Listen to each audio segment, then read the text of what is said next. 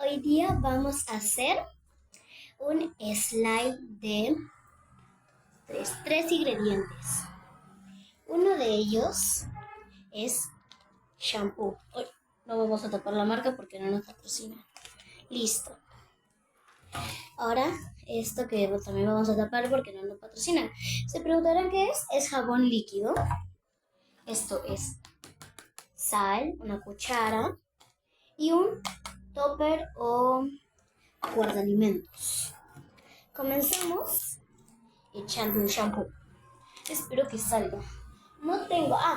¿Qué vamos a hacer? Una disculpa porque me olvidé. Vamos a hacer un slime de tres ingredientes. Creo que ya lo mencioné, no me acuerdo.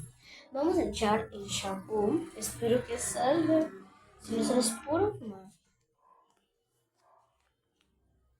Por cierto, este voy a usar es uno verde. Es transparente. Transparentoso.